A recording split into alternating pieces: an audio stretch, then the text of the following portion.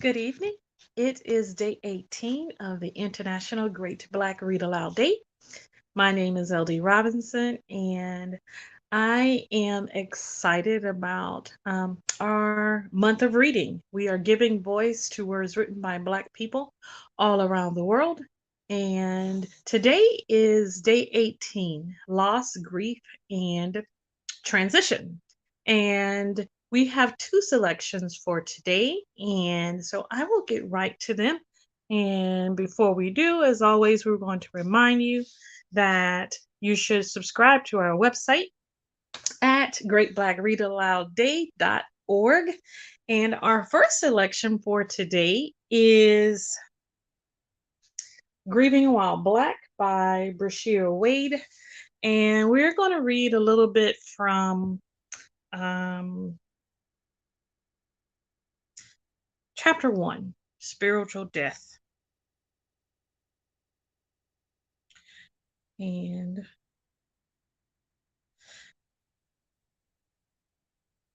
before I do, I think we're going to read a little bit from the preface. And we're going to start at paragraph 2. My approach to this project is informed by who I am. I can neither feign objectivity nor distance myself from what I have inherited and who I am called to be. I am a Southern Baptist raised Black woman and practicing Buddhist from Chester, South Carolina. I have written on a topic very close to my heart, a topic that has permeated my experience as a human being and as a Black woman observing the unspeakable tragedies committed by and against the people. Tragedies kept alive by silences haunting generations, memories recorded in bodies restless and weary, all waiting to be spoken.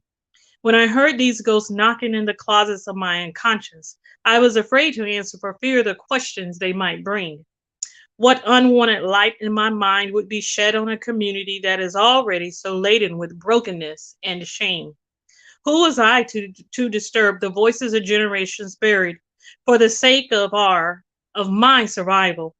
And who was I to build on top of these voices a life where the past no longer threatened to undo the present? But I chose my life over fear. When I opened the door and listened, I learned that these ghosts were not our enemies, but our friends. And although many of them bore truths that cracked the rocky foundation of my own identity and perception, they offered hope. Quote, we are here to heal, end quote. We can ignore the knocking of these ghosts of grief so that we don't have to look them in the face, but we can't avoid the impact of the haunt or what our fear and sadness causes us to inflict upon the people around us. We have a moral obligation to attend to our own grief and to interact responsibly with the grief of others. My intention in writing this book is not to provide coping mechanisms or short term fixes for the grief we experience through our lives. This book is meant to elucidate grief in all of its forms and to provide a map back to ourselves that allows us to encounter our wholeness without fear while showing up to do the long term work that needs to be done. And we're going to read from Spiritual Death. Mm. Grief as a spiritual death. A charge to keep I have, a God to glorify, a never dying soul to save, and fitted for the sky. To serve the present age, my calling to fulfill.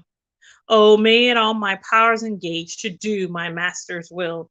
By Charles Wesley. I am frequently asked how I ended up transitioning from a birth doula to a chaplain on the neonatal intensive care unit, the NICU. As a doula, I have counted myself blessed to serve as an advocate, a guide, and a caretaker for families in various states of emotional dishevelment, most of which end in one of the happiest moments, most of which end in one of the happiest moments of people's lives. However, nothing in life is guaranteed. I have also served mothers who unexpectedly lost their children during labor.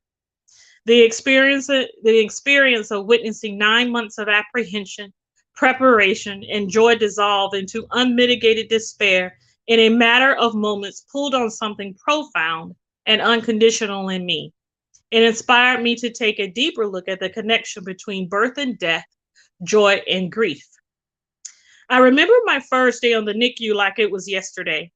I walked the floors filled with so much doubt, self doubt, and fear, afraid to make a practice of people's lives and to perhaps cause irreparable harm that they would spend years, maybe even a lifetime, trying to undo. I held the current census in my hand to see who had been on the unit the longest in order to determine who would need a visit soon. Then I stopped by the nurse's station to get their assessment of high risk patients. When I introduced myself as a new chaplain assigned to the unit, the nurses huddled around me to fill me in on the patients who were in the highest need. As I left to follow up on the new leads, one nurse pulled me aside apprehensively to share with me a secret about one of these patients that she neither wanted or knew how to keep inside. There was an African American family down the hall who had just given birth to an infant expected to die within a day. The mother had known for many months that the child would not live long after he was born, but she had kept this a secret from the child's father in order to spare him further pain. The medical team and the mother's sister had also been aware of the child's viability for months, and now the nurses were finding it difficult to reach the child's father because the fact that they had been withholding information from him made it difficult to support him. When I walked into the room, the mother was sitting in a chair holding the baby who was connected to all sorts of machines to keep him alive. She didn't look up at me. She just kept staring at her child, holding his hand, knowing that each second they spent together might be their last. When I reached into the corner to the hand sanitizer dispenser, I immediately looked down to see another woman, the mother's sister, sitting by the door. She stood up immediately to face me, blocking my access. I looked across the room and saw the child's father sitting in the back, teary-eyed. He smiled weakly at me. He was isolated physically and spiritually in his grief as he, from a distance, watched his wife hold their child for the last time. I was so overwhelmed by all that I was experiencing and perceiving that I had forgotten to greet anyone as I entered. The mother's sister stood in front of me, waiting as I stumbled to form words. I'm Breeshia, just a chaplain stopping by to introduce myself and see. I wasn't able to finish my sentence before the sister cut me off. We don't need you. Thanks. It was clear that she was simply trying to protect her sister's time with her child. But I wanted neither her defensiveness nor my fear to get in the way of this family getting something that they needed. I moved my head past the sister's shoulders and directed my question to the mother and father, making a strong effort to hold eye contact with the dad. Mr. and Mrs. Thompson, would you like me to come in to offer support? The mother glanced at me briefly with gratitude in her eyes before looking down at her baby again. No, thank you, sweetheart. I looked at the father again, the tears welling up in his eyes. I wanted to push past the sister and get him to the back of the room, but I felt more than powerless. I felt helpless. His eyes told me that he needed someone in this moment, but his mouth did not want to contradict his wife. His voice shook as he spoke. No, ma'am. Thank you. As I left the room, the sister resumed her post by the door. I had failed. On some level, each of us knows what it means to dream. So we know what it means to experience the failure, grief, and disappointment of watching a dream fall down in mid-flight. To lose a child, though, is to endure such a profound loss that it beggars description. There is an unfathomable sorrow that can't be conveyed to anyone who has never experienced or witnessed this type of grief. No words can capture what it means. There is neither peace nor comfort to be found in this suffering. The loss of a child leaves one's world utterly broken and incomplete. And so we are left with the question, how do we take these mosaic pieces and paint an image of meaning? Because children, their lives, along with the dreams they represent, no matter how young or small, matter deeply. With inexplicable power and unconditional love, the universe and all its possibilities are what we carry in our wombs and hold in our hearts when we imagine a child. So young, and yet their lives captured the whole of time. And so their death sends our universe into irreconcilable chaos. To this day, I haven't gotten used to the anxious desperation of nurses relieved to see a chaplain arrive when there are patients and issues that need fixing, as if we possess an otherworldly ability to solve the powerlessness and discomfort associated with illness, death, and grief. This was never more true than on the NICU. I was still learning ways to replace the nurse's expectations with what I understood my role to be: a facilitator, a witness, a support system, and a guide for families. In many ways, I was much as support for the medical team as for our patients, and I was just as in danger of falling headlong into their grief with them, taking on their projections out of fear of disappointing them and a desire to save them from their own bereavement. I was still learning to navigate the grief of everyone on the floor, including my own. Mrs. Thompson was overwhelmed by love for both her husband and her child, yet stifled by grief. She lied by omission out of love and fear of loss, desperately wanting to protect her loved ones from what she ultimately couldn't control. She wanted her husband to feel the love and joy of expecting a newborn child for as long as he could. She wanted to protect him from the feeling of powerlessness and failure that she was feeling as a parent who loved her child unconditionally, but was nevertheless unable to save him. If she could not protect this child from the reality of death, the least she could do was protect her husband as best she could. But written on the face of her husband, this mother's protection looked like an awful lot like isolation. Grief can disconnect us from those we love, including ourselves. I imagine that this must be what Mr. Thompson felt: disconnected from his wife and child, but not fully understanding why. Perhaps he felt trapped in his own suffering because he was afraid his grief was too much, that his own words and experiences needed to be stifled in order to make room for his wife's, lest he risk compounding her suffering. He no doubt wanted to protect both mother and child from the pain of separation that Mrs. Thompson had tried to spare him. But just like her, he was powerless all the same. I imagine that this experience shook the core of Mr. Thompson's identity, given that he was likely socialized as a man and a father to protect his family at all costs. And that is from our first selection for today, Grieving While Black by Miss Breeshia Wade. And this is our cover as we present it.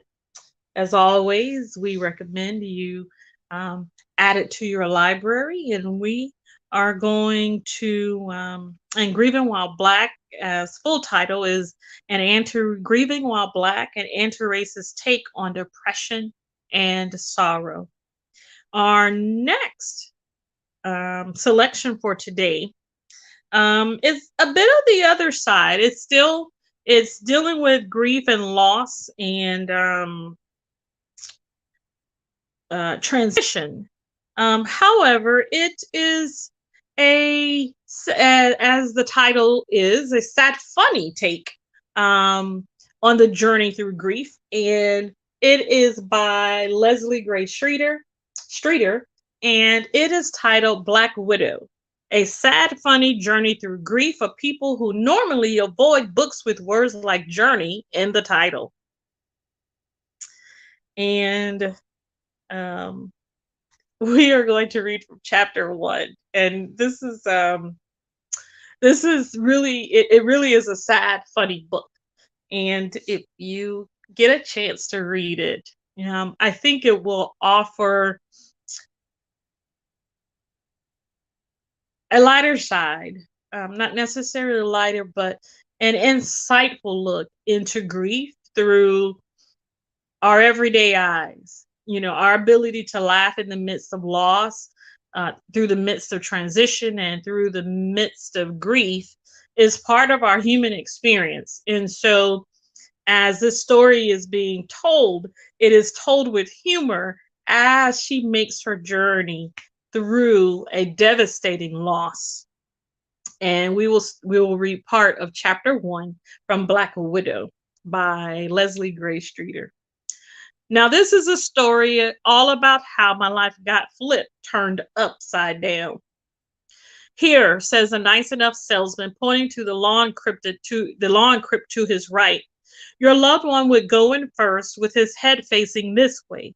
And when it's time, you would go in head first. So your heads and hearts are touching for eternity. Thanks. Nice enough salesman makes reference to concepts like eternity and togetherness, and how 40 or 50 years from now, the body that used to be me can be placed facing what's left of what used to be my husband, Scott. All I can hear is, your husband is dead. Your husband is dead. Pick a box. Your husband is dead. You'll forgive me for not thinking clearly right now because my husband very recently dropped dead in front of me while we were making out. And when I say very recently, I mean yesterday. I have to pull myself together and deal with this sometime. Well, right now, probably. But what I really want to do is jump on the golf cart from which my mother is nervously watching me and drive us to the nearest bar. I should be at the Palm Beach Post, the newspaper I write for, finishing a column about the free drink Scott and I were supposed to have had as research for a cocktail story. That research was supposed to have happened yesterday afternoon, right around the time our stunned, sobbing relatives began landing at the airport. We were supposed to be celebrating the job Scott was supposed to start on Monday before we picked up our adorably goofy baby boy from daycare. Supposed to doesn't mean crap. Instead, I'm at a cemetery trying to pretend that any scenario that involves my husband in a crypt is all okay. Having to even think about this crypt instead of free drinks is pissing me off. I guess it's not legal to keep him in a refrigerated travel trailer in my backyard, I ask nice enough salesman, who looks startled. The widow's got jokes. Perhaps this is not the time. Unfortunately, no. I feel like we're doing some twisted vaudeville bit.